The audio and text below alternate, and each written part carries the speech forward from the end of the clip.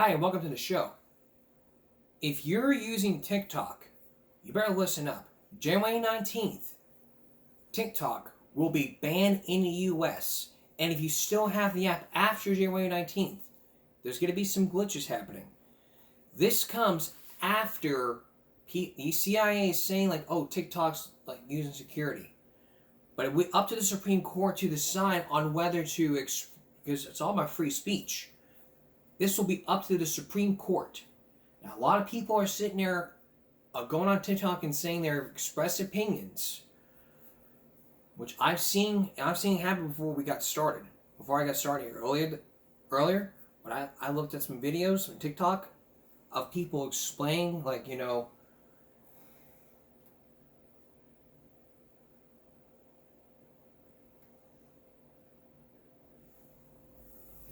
people are using other alternatives. People are just voicing their concerns, like, they take away their free speech.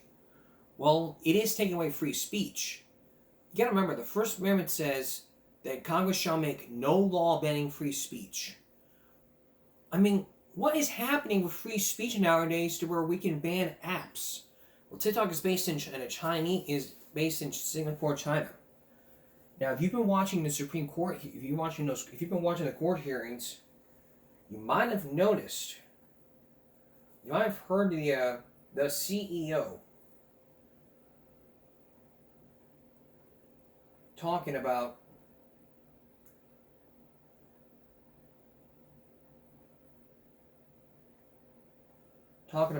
all this and that. But what I want to show you is, this is what happened 13 hours ago. This is from Newsweek. TikTok will be banned unless it is sold, because it has become a tool for the Chinese to collect information and do surveillance and endanger our national security. Can you commit that you will enforce that law promptly and effectively?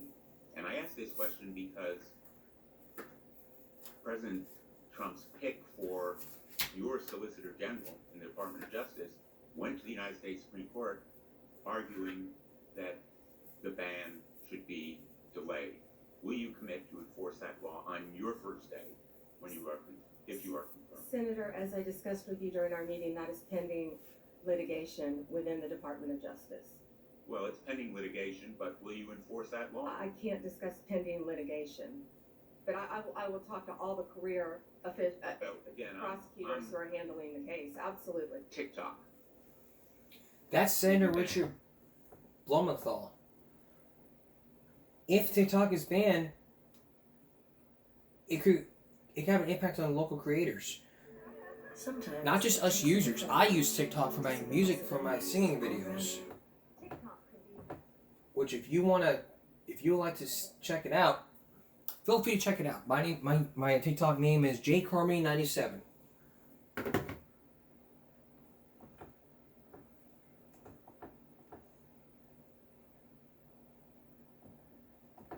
And all the creators are saying like, it could mean, we could lose businesses, we could lose customers. But how would that affect all the creators? Like, the people that have their own TikTok accounts. Here's Brad and Shaft. It connects with other communities that might not be as exposed to the type of dancing I do. So when I post on TikTok, I engage with everyone. When Anthony Milan isn't working as a waiter at El Rinconcito restaurant, he's making TikToks on his account Milan Moves. His group specializes in a hip-hop style of dancing. Carroll High School senior Brooke Fuentes said that she's grateful to get to share their talents with the world. Anthony really opened up like a gateway for me to really enjoy like my passion for dancing and especially hip-hop. The group performs at school basketball halftimes, community events, competitions, and more. Fuentes said that it's thrilling to see everyone's reaction to the effort they put into the choreography, all at their fingertips. Milan talked about the moment that he realized TikTok could be banned in the U.S. I dropped everything and I just stood in silence when I found out. It was really shocking. Despite the shock, Milan plans to move to other platforms like YouTube and Instagram. He said that he will bring his following with him. I can do anything, of course. Fuentes said a potential TikTok ban is disappointing, but as the situation evolves, so will they. It gets to a lot of people like fastly. We're just gonna have to move to a different platform, but I still have faith and hope that we can spread to many other people not on TikTok. Brandon Chef, 3 News. And there's a lot of other businesses. I mean, it can affect fast food restaurants, and it can affect everybody, not just us users, but affect the business. But people are using alternatives. With a possible TikTok ban. Sorry. People are using other alternatives. Like, they're, besides Instagram and Instagram and YouTube, they're also using the Red thing.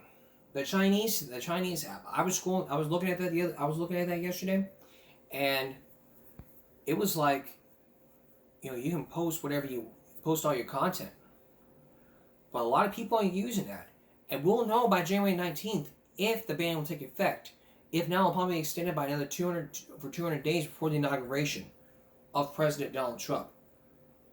We're gonna have more about all this TikTok ban, including the new alternative that's replacing TikTok later in the broadcast. When we return, an update to a story we told you about on Monday.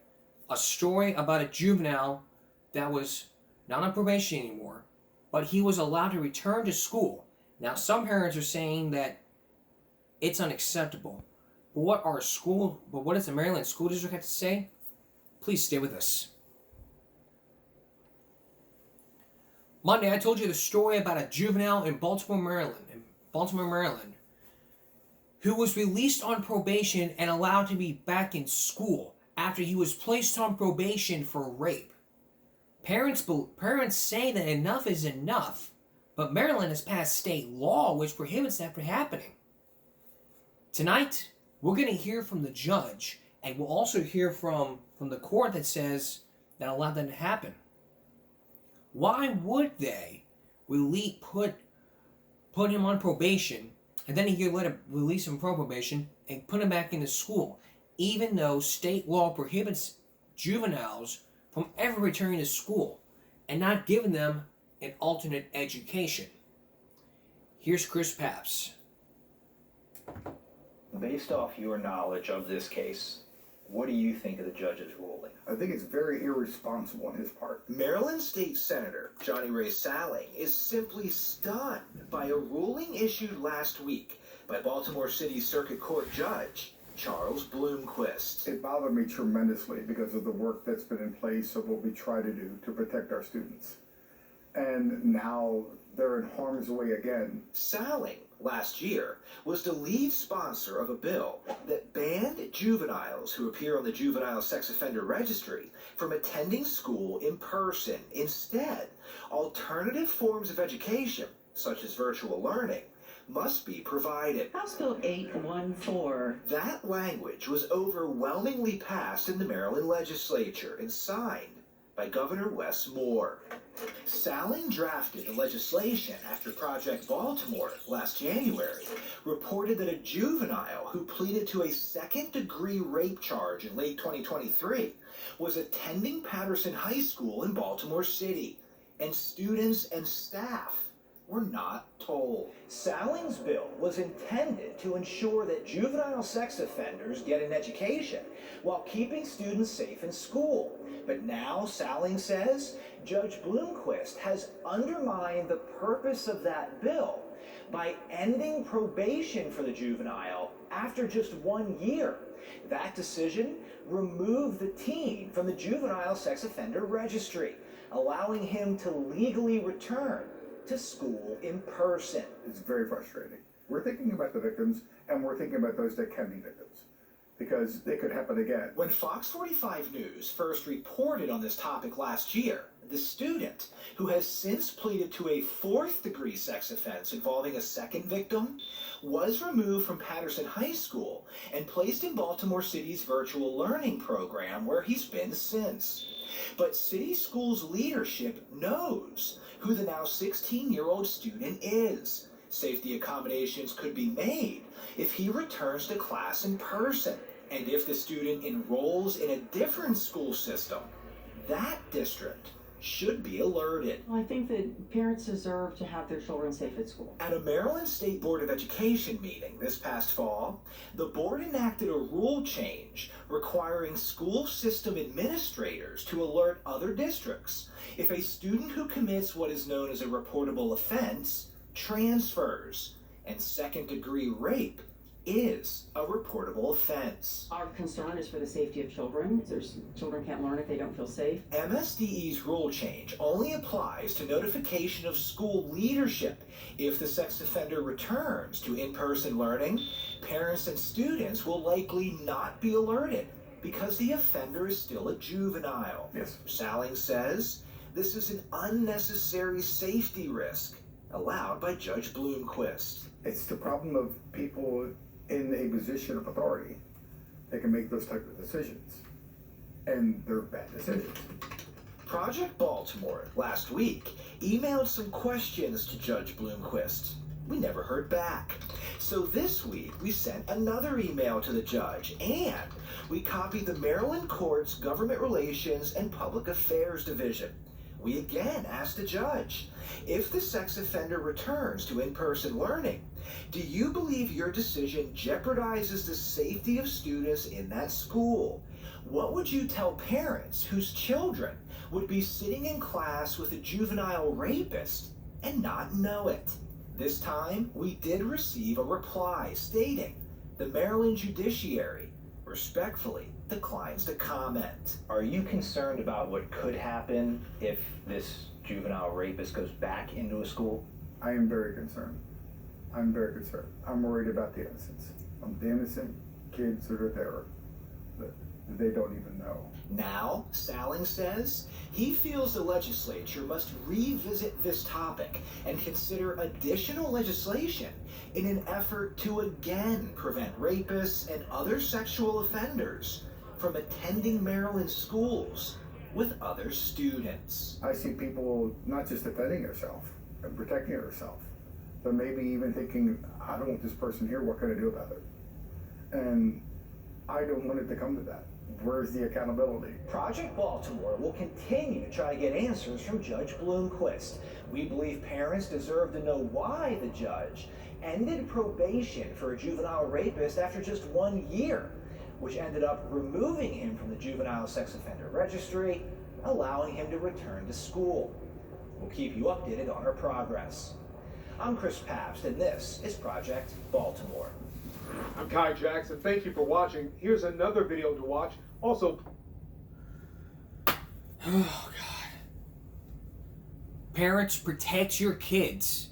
We don't want any rapists, drug dealers, sex offenders to be going to our classrooms, nor working at McDonald's. Heck, I'm a musician. I don't want a rapist, a drug addict, an alcoholic to be a part of the band. Pass a drug test. Don't drink booze. If you're a juvenile, you need to be staying. You got people staying in the sex offender registry. Remember the story we told you about where that judge did not put O.J. Simpson in jail, but he put him in anger management classes? Well, I believe this judge is very similar. One person commented about the O.J. Simpson case, while the other said, nope, I ain't talking to you. Look, I get it. Rape is rape. No excuses. If that judge had a child, he would know. Would you want a child? Would you want a convicted rapist going to your school? I certainly wouldn't. Not in my community. I would not have any sex offenders in this community. Ever. And if that happened here, my conscience would be clear. And if I was that convicted rapist, and my conscience would be clear, I would not be sitting in that classroom full of juveniles. I'd be sitting in jail thinking about what I've done.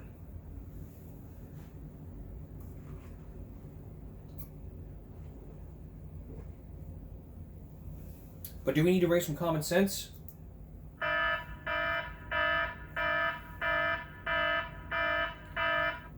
I believe we do. What is it? Basically, put the person back into the juvenile sex registry. Want to make it public? Okay, we'll make it public. But you gotta understand, Children come first. Parents, protect your kids. We have to protect all of our kids. I don't want my nephew being in front of a rapist. I mean, my nephew's only 1 year old, and I don't want him being in front of a juvenile rapist. It's like you go on the Steve Wilkos show and you fail a line here just saying, "I'm not a rapist." You go, "Yeah, you are." "Yeah, I'm not." "Yeah, you are." "Yeah, I'm not." "Yeah, you are." "Yeah, I'm not." You scream as loud as you say, "I'm not a rapist," until you finally admit that you're a rapist. Let me tell you, I would never rape somebody. And if I was accused of rape, I would be truthful, honest, and I would fess up. But if it's a false accusation, I would say no. You falsely accuse me of rape, then I'll have you take a lie detector test. If it comes back that you made up the story, you will apologize to me saying your story. I would never do that to any person. Ever. You've seen To Catch a Predator. Maryland needs to follow that law to the letter. And that judge who did not follow that law, he needs to be removed. Vote him out when election isn't even in town. When it's all run by the government. Let's protect our kids from sexual predators and convicted rapists. No ifs, ands, buts, or excuses. Protect your kids. Protect your kids. No matter what. No matter what. You need to protect your kids from dangers like this. Tell your kids about this. And if you don't, then they'll be sitting then that's what's going to happen.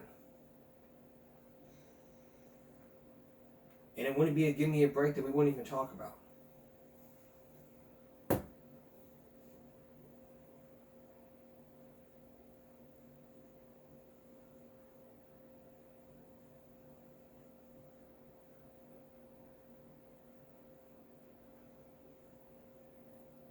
All right.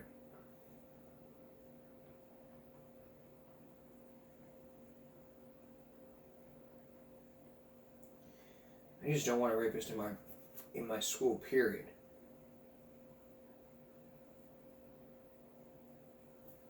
All right. Healthy vision is about more than seeing clearly. It's about going beyond.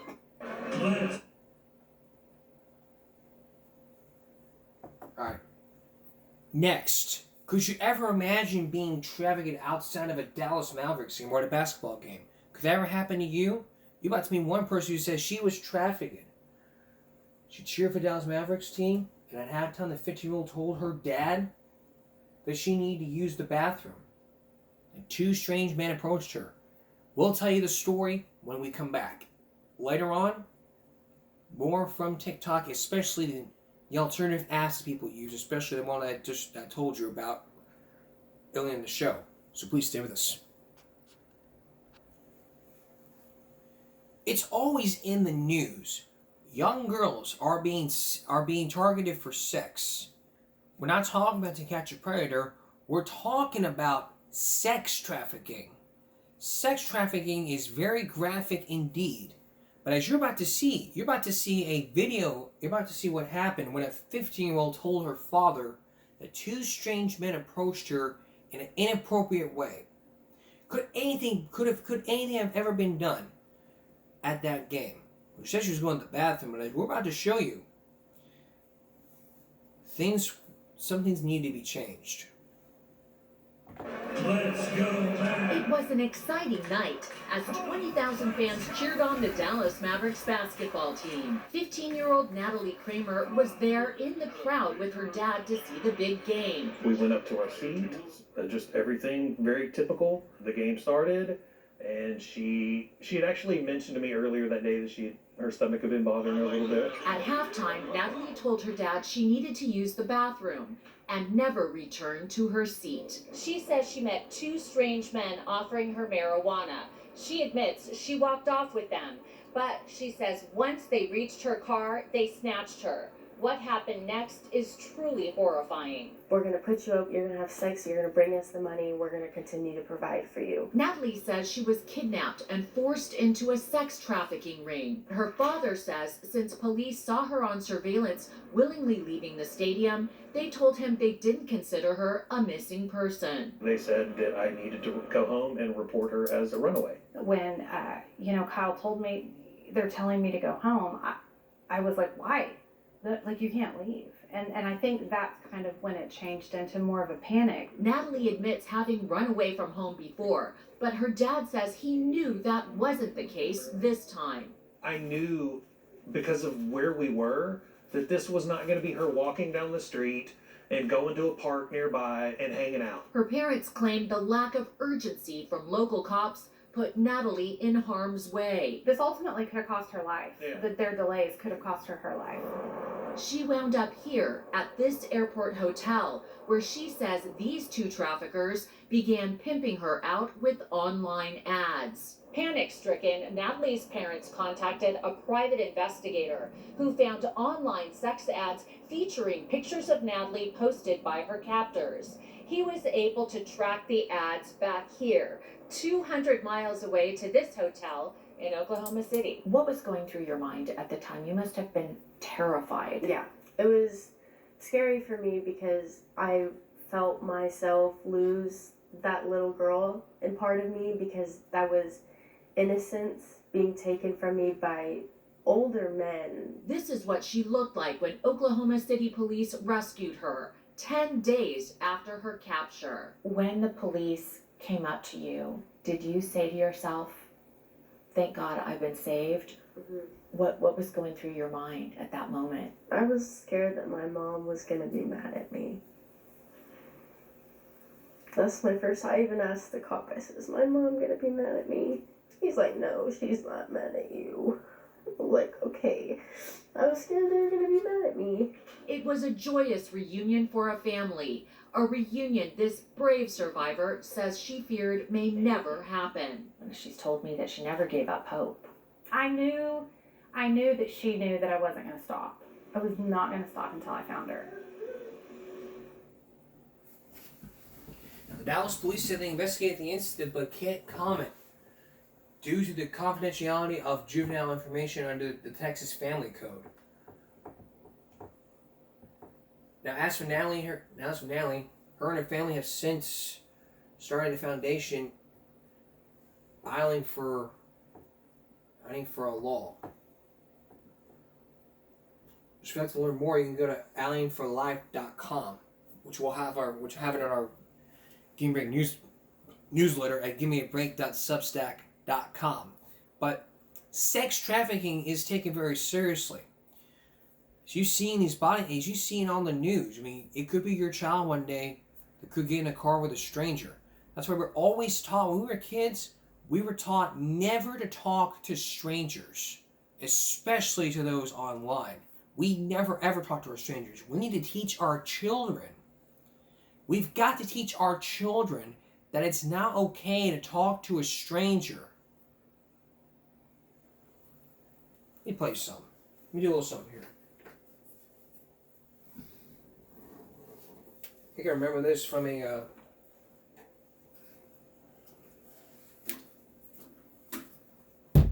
feel free to hate me.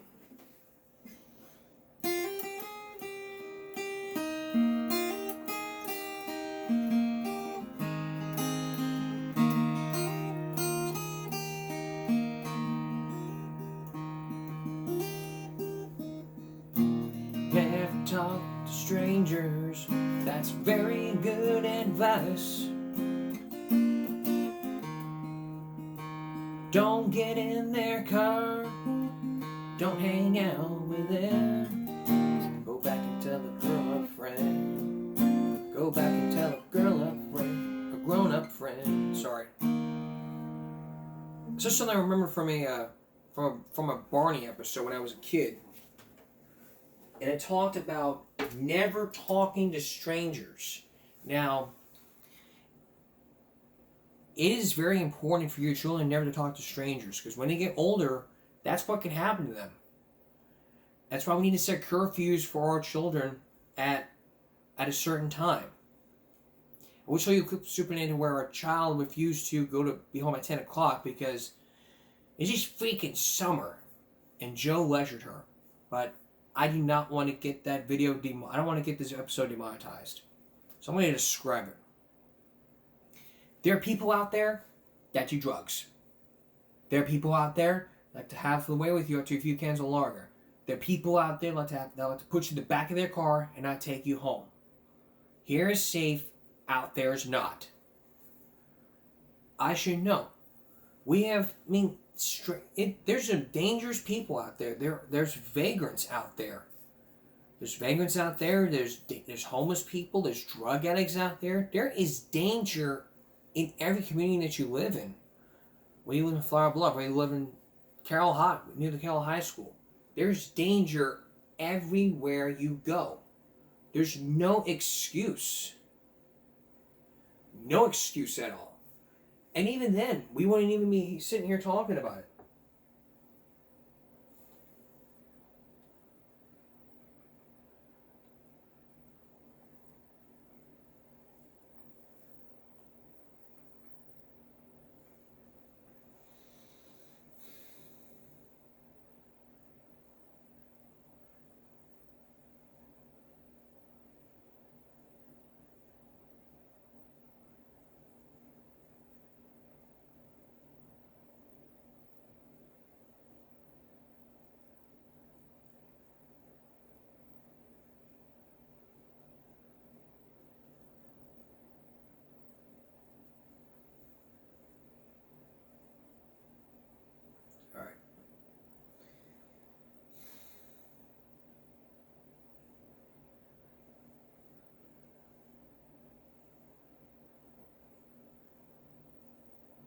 Now for a story.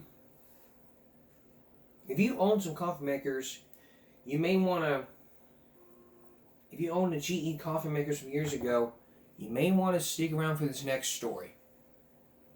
Could you ever imagine having a coffee, preparing a cup of coffee the night before, and all of a sudden there's sparks and flames?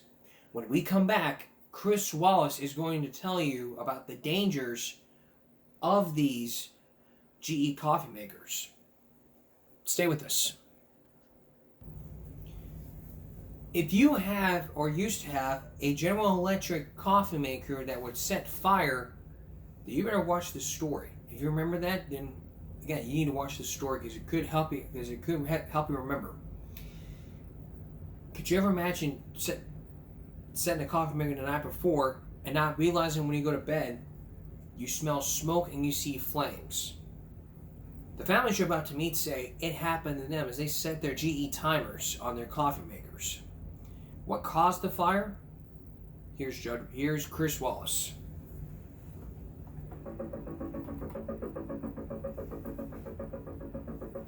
My stepdaughter came into the bathroom screaming, "The house is on fire, the house is on fire." It was an inferno. The chandelier in the foyer was cracking and coming down around my ears. For Richard Klein and his family, Christmas Eve 1980 was a nightmare. Their St. Louis home was a showplace, once featured in the magazine layout, until a problem with a kitchen appliance turned it to rubble. There we are, out on the lawn. It's Christmas Eve. We don't even have shoes on. And Mr. Klein, what had caused this fire? It was our GE automatic timer coffee pot. The night before, the Kleins had set the timer on a coffee maker like this one to start brewing in the morning. Fire investigators would later say a malfunction in the coffee maker caused it to burst into flame. But General Electric fought that judgment in a bitter 6-year legal battle.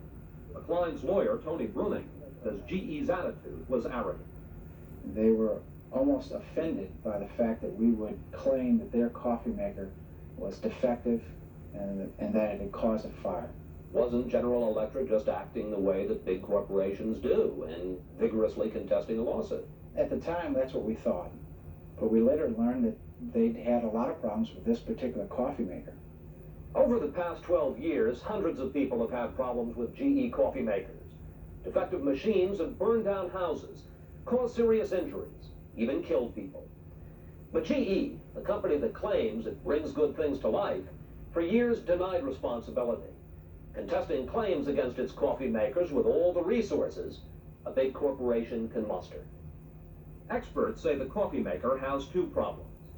The thermostat wears out after long use, making this 12-cent fuse the key safety device. The fuse is supposed to act like a circuit breaker, cutting off the machine when it overheats. But over the years, the fuses kept failing, causing coffee makers to burn up, especially the automatic timer models used while no one is watching. But in its court case with the Kleins, GE said none of this. For years, they told us they never had any fires with this particular coffee maker. And the safety director on the last day of trial testified they had 40, that he would acknowledge. In 1985, more than 4 years after the fire, a jury awarded the Kleins $600,000. GE appealed, and a year later lost again. Did General Electric express any concern for your family or any sense of responsibility for its product? Not once. Not once before the trial, not once during the trial, and not since the trial. GE knew they had a problem with their coffee maker design as early as 1980. Michael Fitz, a Seattle engineer, is an expert on safety defects in appliances. He's investigated dozens of cases, sometimes siding with GE and sometimes against. The propensity for these coffee makers to fail is severe enough that it will cause a fire that can destroy your house at any time. We asked Fitz to demonstrate what happens to a defective coffee maker. He bypassed the thermostat and fuse to simulate a typical failure. Plug it in and wait. 1 minute. We have smoke starting to appear at the back here. You could just see a whiff. Yeah, you can see a little bit. You can smell hot plastic. 5 minutes. The coffee maker starts to smoke, forcing us to back away. The heating element is approaching 1,000 degrees Fahrenheit. The family's upstairs, in bed, probably still asleep, and this is what's happening on their kitchen counter. A lot of consumers will smell the smoke, and they'll come in at this time and they will unplug it. 9 minutes. The heating plate is starting to melt. What temperature does aluminum start to melt? It will melt at about 1200. You can see that the hot water generator is starting to sag down. You see how the carafe no longer sits back on there straight. It's now sagging down. We move the coffee pot as a safety concern, in case it shattered. 10 minutes. Now we got flames. This is just 10 minutes. This coffee maker has caught on fire. So now you're still asleep upstairs. Your kitchen is filling with smoke, with noxious fumes. You've got a coffee maker that's over 1,000 degrees Fahrenheit, and now you got a fire. 14 minutes. Whoops. Okay, that's another sign. A lot of people have come in and found the coffee maker in this position. What would have happened in someone's kitchen by this point? Well, by this time, their cabinets would be starting to burn. Paper towels. In a matter of minutes now, we're going to have conditions that will be rapidly impossible to put out by a homeowner. 15 minutes. Now we'll have flames looking across the top of the ceiling. The smoke level in the house by now should be reaching the ceiling areas of perhaps most of the areas in the house in, say, a single-story residence. As you can see, the plastic burns as a liquid, and it's like pouring diesel fuel on your countertop and letting it burn. At this point, 16 minutes in, you have a full-scale disaster on your hands, don't you? By this time, we would have a fairly well-involved kitchen fire. Let's put this thing out. This internal GE document shows that as early as 1981, the company estimated there would be 168 claims that year, and rated chances no one would be hurt at only 42%. By 1982, the coffee makers had caused so many fires, GE recalled 200,000 of them as potential hazards. The company has received several hundred reports of overheating or fires. Other manufacturers also had problems, over the past 10 years recalling more than 1 million coffee makers because of fire hazards. After GE's recall, the company made improvements in its models, but the fires continued. GE considered adding a second backup fuse, but didn't do it. Finally, in 1984, GE got out of the small appliance business selling the division to Black & Decker, which added that second fuse. But by then, 9 million of the new GE coffee makers were already in people's homes. And GE didn't warn customers of the possible dangers. When they wore out, they figured they were then thrown away and they were no longer a potential hazard. But in the meantime, with these coffee makers in people's homes, they expected some of them to catch on fire. That's correct. Defective GE coffee makers have been blamed for fires that destroyed the Pasquarellas' home in Philadelphia in 1985, the Felton's house in Claremont, California the same year, and the Elliott's home in Katy, Texas in 1987. But of all the fires caused by GE coffee makers over the years, perhaps the most tragic happened at this house here in Salt Lake City in 1989. One night in April, John Clark set the timer on his coffee maker and then went to bed. In the house with him at the time were his wife, 4 young children, and a teenage friend of the family. When I first saw the fire, it was centered right around the coffee maker. Flames were shooting out into the kitchen. Clark woke up the next morning to a major fire. By the time I ran upstairs, there were flames chasing up the stairs. Clark rescued one child and jumped out a window, breaking his shoulder. His wife escaped with another child. But others weren't so fortunate. The Clark's 4-year-old son and that teenage friend died of smoke inhalation. And 6-year-old Lauren Clark was burned over 30% of her body. In the last 2 years, Lauren's undergone 10 operations and still has to wear a special bodysuit to minimize scarring. Although she faces years of rehabilitation and surgery, she says the worst is behind her. It probably was when I was still in the hospital and I had to do like physical therapy like constantly. The fires completely changed our life, our family's life, and it took our son away. It's of course been a terrible tragedy.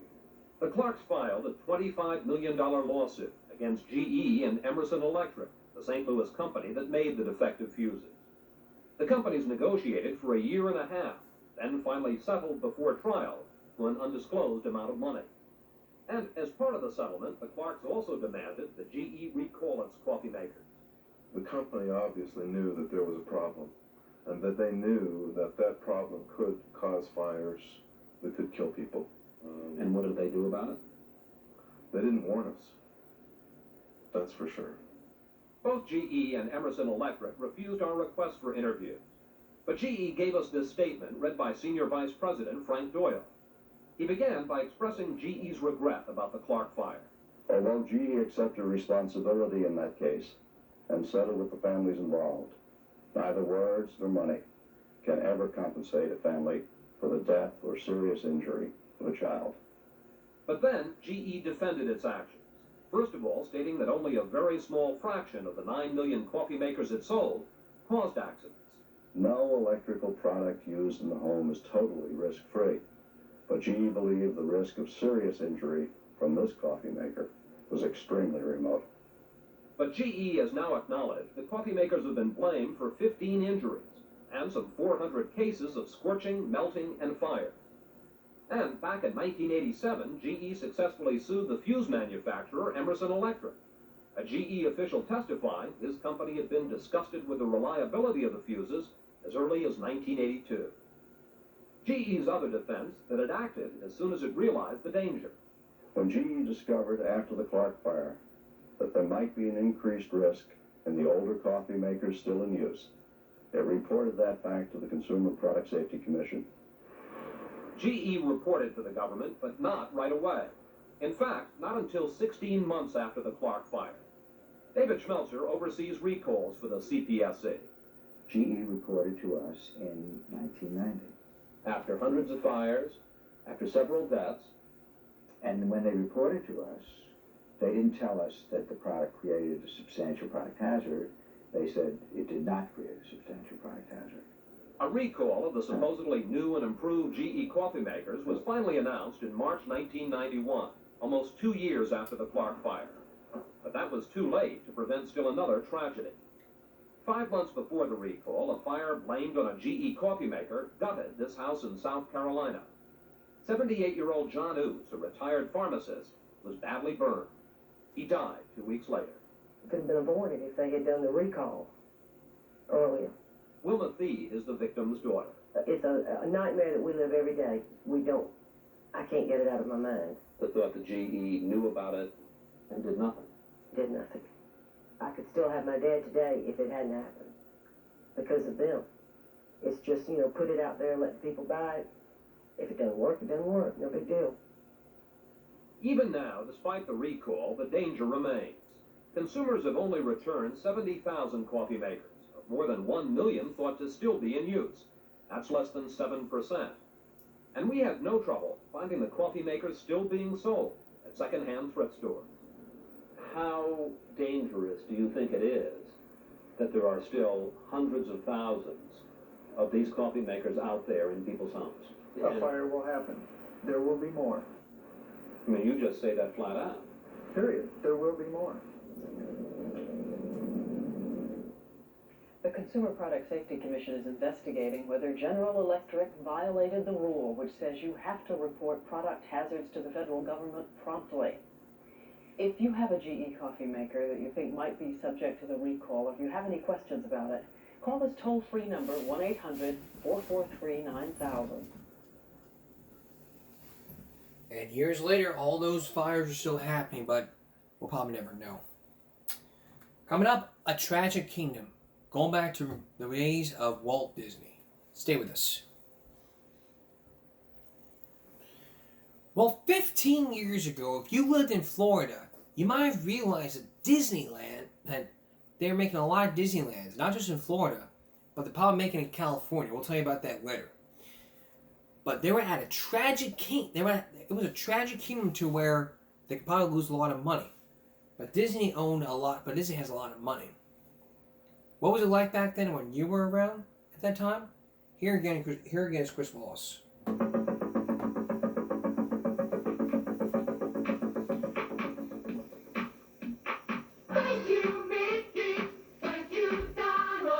I don't think Walt Disney would be happy with it at all. Do you really think that Disney is in the business only to make people feel good? The whole world wants to thank you, thank you. It's going to destroy our wildlife, our rivers, our fish, everything that we're fighting for in Florida. Just because you're here. Thank you, Mickey. Thank you, Donald. Welcome to Disney World, the world's biggest tourist attraction, with 9 million visitors a year. And this, of course, is the Magic Kingdom, perhaps the most elaborate family playground ever built. But now some of Disney's neighbors here in Florida are calling this the Tragic Kingdom, a sprawling development run by a big corporation that they say is only interested in making more money. Disney World may be a nice place to visit, neighbors say, but you wouldn't want to live around here. One complaint is that after years of explosive growth, Central Florida has begun to choke on Disney's success. I'm sorry to inform you, the car parking areas are filled to capacity. Tourists face gridlock at the gate, while local residents face traffic jams that stretch for miles. Also stretching for miles, an ever-growing line of motels and fast food stops. Disney says it's been good for Florida, providing 32,000 jobs and paying more than $130 million in taxes last year alone. But on Jim Phillips' radio call-in show, that's beginning to wear thin. Bill, what's on your mind? Before Disney came here, I made a living. Since Disney's been here, I'm still making a living. They haven't helped me a bit. All they've done is cause turmoil. And Disney keeps getting bigger, building apartments and shopping malls. Even an amusement park for adults called Pleasure Island, featuring liquor and lambada. The Mouseketeers never dreamed of anything like this.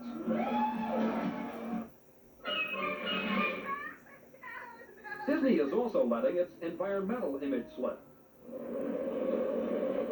For more than a year, sewage from this Disney treatment plant seeped into Reedy Creek. The creek is a refuge for all kinds of protected wildlife.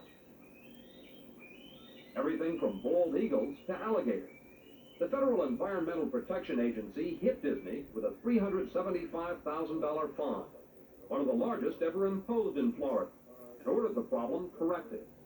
It all came as an unpleasant shock to Bill Partington, a conservationist who has spent 25 years working to protect the delicate environment in this part of Central Florida.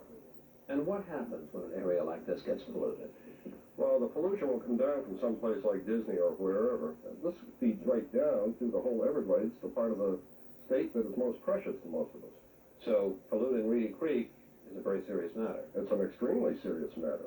Another serious matter, toxic waste at the Magic Kingdom. State authorities uncovered illegal storage sites on Disney property and hit the company with another big fine, this time $150,000. Then, last summer, more problems. Disney and 5 employees were hauled into court on 16 counts of animal cruelty. The charge, trapping, beating, and shooting wild birds, such as vultures, hawks, and falcons. Disney pleaded guilty to a reduced charge and paid a $95,000 settlement. Bill Partington says the episode reflects Disney's priorities.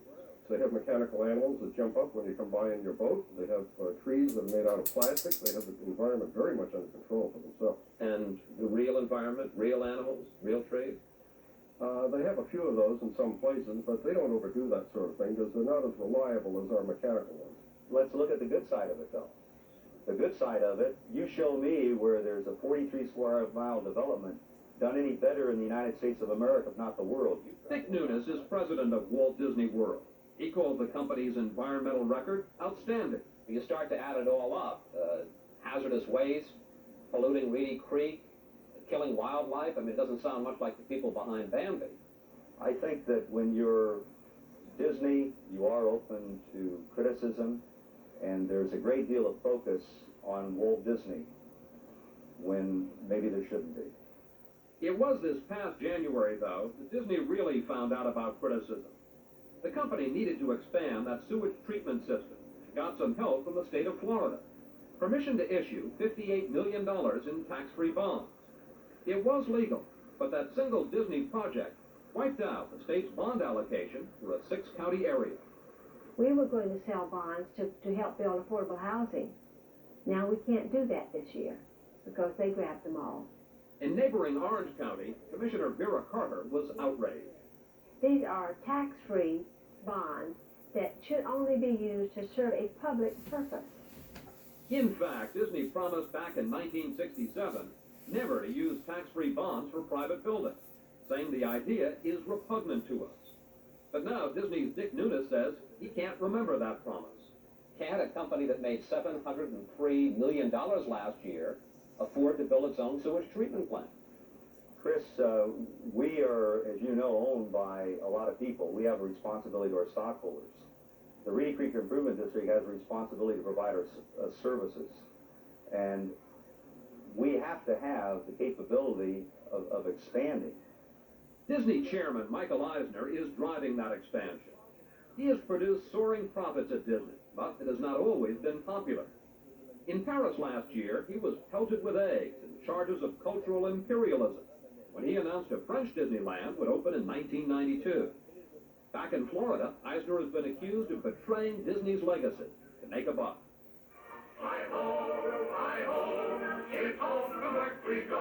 Walt Disney was already an American icon when he came to Florida in 1965. But Disney brought far more than his remarkable image. The most exciting, the most important part of our Florida project, in fact, the heart of everything we'll be doing in Disney World will be our experimental prototype city of tomorrow. We call it EPCOT, spelled E-P-C-O-T, Experimental Prototype Community of Tomorrow. What Disney described was a truly radical concept. He wanted to build an experimental city where thousands of people would live and work and go to school, a living laboratory of urban development. Disney offered Florida an extraordinary plan, but with it came an extraordinary demand. To build his complex, Disney said he would need his own government, total control over his 28,000 acres here. The proposal was, and still is, unique in the history of American business. And one more wonder of Disney World, the state of Florida said yes. The Florida legislature drew a line around the Disney property and passed a law written by Disney setting up a special government. It was, in effect, a new county of Florida called the Reedy Creek Improvement District. So we'll call the meeting to order. This is Reedy Creek's Board of Supervisors. It is government of Disney, by Disney, and for Disney. This government can zone and condemn land, set building codes, and inspect construction, even build a nuclear power plant. As for elections, Reedy Creek is a politician's dream. There are only 37 voters, handpicked by Disney to live in trailer homes on Disney property. In 23 years, there hasn't been a single contested vote. Paul Pickett was chairman of the Orange County Commission when the legislature passed the Disney law. You were one of the very few officials here in Florida who opposed giving Disney its own government. Why? Well, because nobody should have that kind of power unless you're a government. I would love to have that kind of power for either one of my companies. Anybody would. And no private money-making business should have government powers. But Tom Moses, the man in charge of the Disney government, insists the Disney company has no special influence. We respond to them just as any local government would respond to the taxpayers in the city of Disney. You view yourself as an independent government. Yes, sir. Mr. Moses, the Reedy Creek Improvement District law was written in large part by Disney lawyers. Your Board of Supervisors is elected primarily by Disney. Your taxes are overwhelmingly paid by Disney. I mean, aren't you in effect working for Disney? I don't think so. How can they say that? As an elected official in any other municipality knows very well you have to make decisions that are sometimes unpopular with your constituents. I'm sure that they never do. All in favor say aye. Right. They do not make decisions that are adverse to Disney's interest. Disney critics point to the competition over studio theme parks. Universal Studios is finally set to open its new Florida attraction after years of local and regional government review. But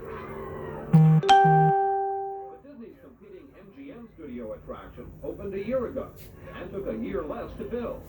That project was reviewed by the Disney government, by people like Cookie Miller. I was the only plumbing inspector on all of Disney property.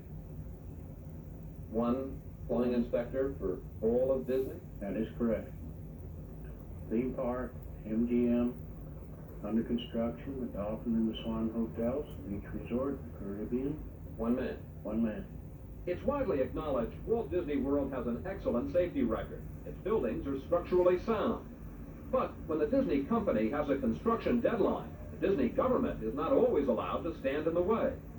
Cookie Miller, who retired last summer after 10 years at Reedy Creek, says sometimes that means bending the rules. Was there building done at Disney without permits? Portions of buildings. Construction without full blueprints? Yes. Is that the way it's supposed to be? Well, if you go by the book, there should have been a red tag put on it and no construction done. Sometimes we did it right, sometimes we missed it a little bit. Ray Boland was a field engineer on major construction projects at Disney, who was forced out in a personnel dispute. Some of the things, yes, you did make them up as you went along. Otherwise, it wouldn't have proceeded, it would have never been done on schedule. I would respond by saying that I can't see any evidence where we have done anything wrong that's affected the overall construction of Walt Disney World. We design, engineer, build, and operate and maintain with great quality. And I'll let the record speak for itself. Despite the extraordinary government power, there's one thing Disney still hasn't built here. The one thing that got Disney its own government in the first place.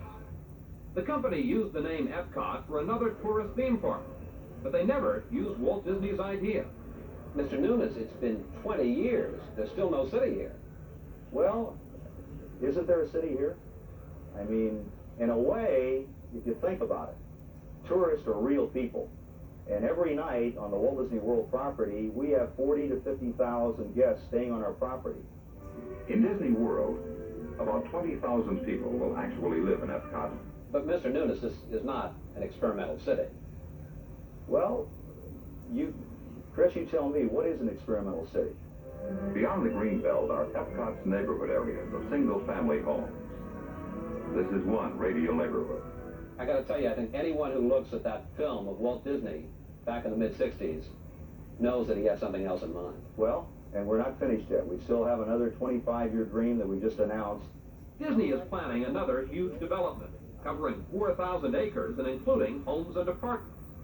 But as soon as it's built, Disney says the project will be incorporated into a neighboring county. Pull those voters removed from the Reedy Creek Improvement District. Disney's government still won't have to trouble itself with real citizens.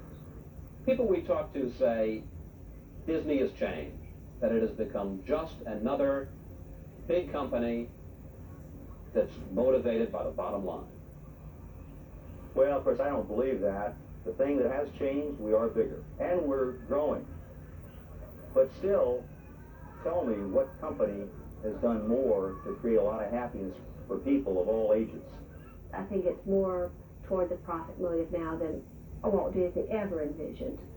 I think he would be very upset that his dream has not been developed. He wanted to really contribute something to mankind. Well, we're convinced we must start with the public need. They're not doing that. They are purely and simply a profit-making machine. That's it. Chris Wallace. A few footnotes. After all its problems, Disney has now appointed a vice president of environmental policy. As for those tax-free bonds, Disney has first shot at more if they become available this summer. And despite objections from surrounding communities, Disney has declined so far to step aside. Also, Disney has announced plans to build another new theme park in Southern California, not far from the original Disneyland. And two communities are vying for it, Anaheim and Long Beach. We'll be back with more of Prime Time in a moment.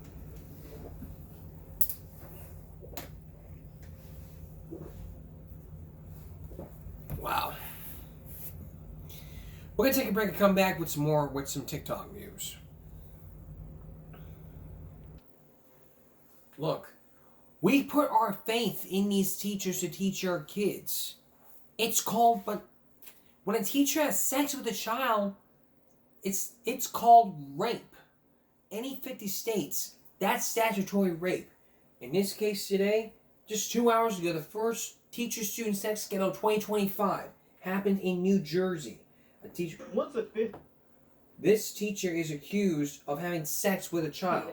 And 2020, but the arrests just coming Wednesday. They're now asking anyone that might have even more information to please come forward. This teacher was accused of sexually assaulting a young child, having a child together. Middletown Elementary School in South Jersey is facing charges after she allegedly had a child with a student she accused of sexually assaulting inside her home several years ago. Her name is Laura Karen. She's 34. Take a look at this.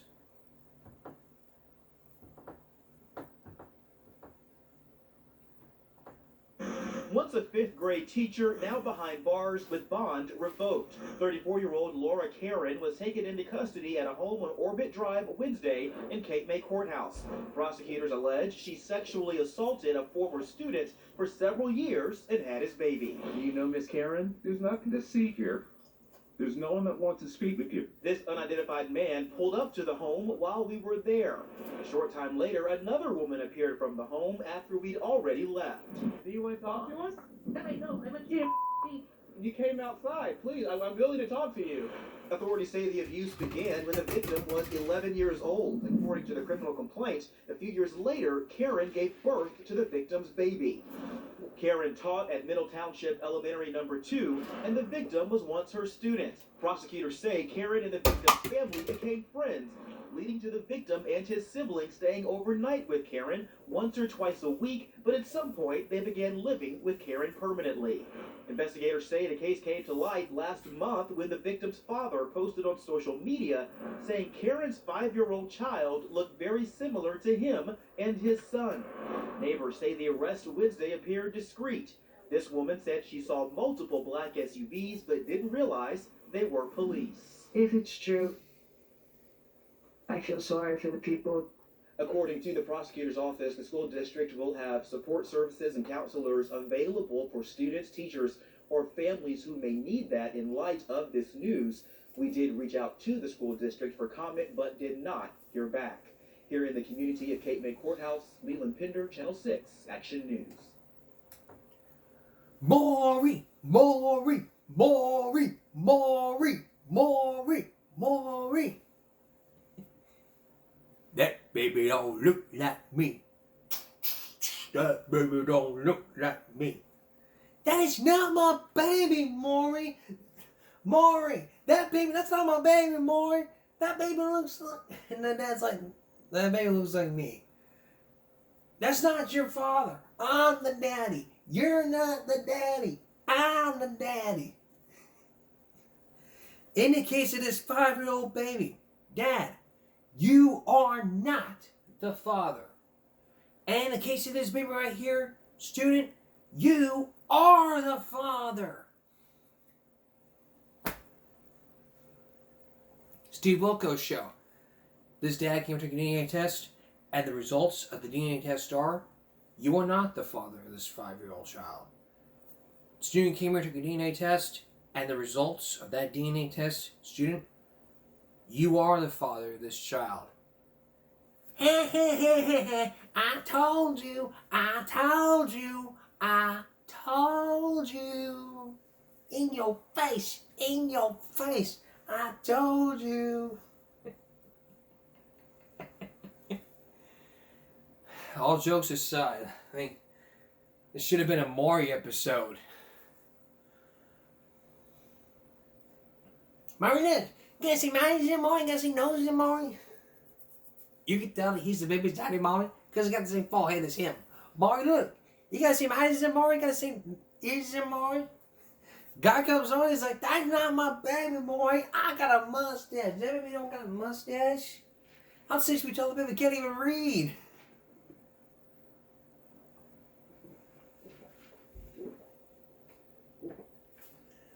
That baby too short to be mine.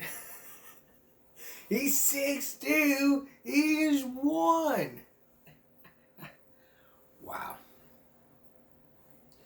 Earlier in our broadcast, we've been telling you about the TikTok ban will be taking effect in just 4 days. In just 3 days from now. But there are other alternatives you can do. You can do Facebook, you can do YouTube, you can do Instagram, but there is another alternative that you not have heard of. And I am just now remembering. It is called RedNote.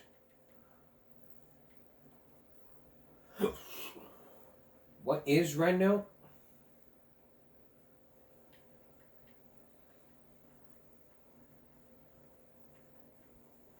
Well, it's like TikTok, but it's different. It's a Chinese version of TikTok. And if you do plan on using it, the Chinese will watch you. You gotta follow Chinese laws. So again, we'll let you know what happens.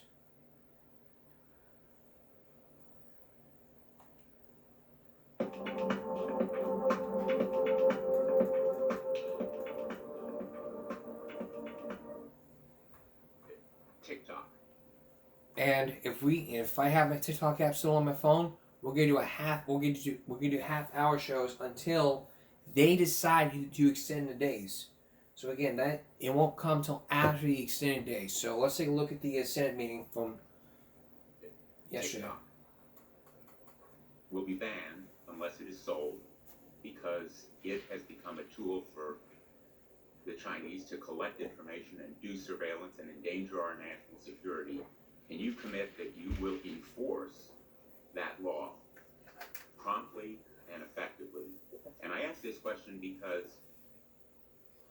President Trump's pick for your Solicitor General in the Department of Justice went to the United States Supreme Court arguing that the ban should be delayed. Will you commit to enforce that law on your first day when you are, if you are confirmed? Senator, as I discussed with you during our meeting, that is pending litigation within the Department of Justice. Well, it's pending litigation, but will you enforce that law? I can't discuss pending litigation, but I will talk to all the career prosecutors who are handling the case. Absolutely, Senator. Discuss with them. Thank you, Mr. Trump. Thanks for watching. Stay updated about breaking news and top stories on the NBC. But what's at stake? Who's going to win? Who's going to lose? Really put a Band-Aid on. We're going to answer that question coming up on Friday. And we'll have that question review come up on Saturday. But in the meantime, we got a Friday night special coming up that you don't want to miss. Get out a pen and paper, because we're going to be taking a specially designed test to prove your driving skills. Basically, it's all about drinking while driving, and sleeping while driving. Drinking and sleeping. Tonight, you're going to go behind the wheel of some drivers in a test, in an experiment all about drinking and driving. And sleeping as well. So buckle up for this one. It's going to be a wild and bumpy ride on Friday. Then on Saturday, we're going to talk more about TikTok as we approach the January 19th. As we approach January 19th, come up in 3 days. So we'll let you know what happens. And we'll keep you posted on Friday. But for the meantime, that's all for this edition of Give Me a Break Wednesday going into Thursday. We'll see you again for our Friday nights, for our special Give Me a Break. For a special Give Me a Break Friday, the National Driving Test. For all of us here at YouTube, and Give Me a Break. Stop bullying, speak up. Concentration, not strength. No jaywalking. Have a good night.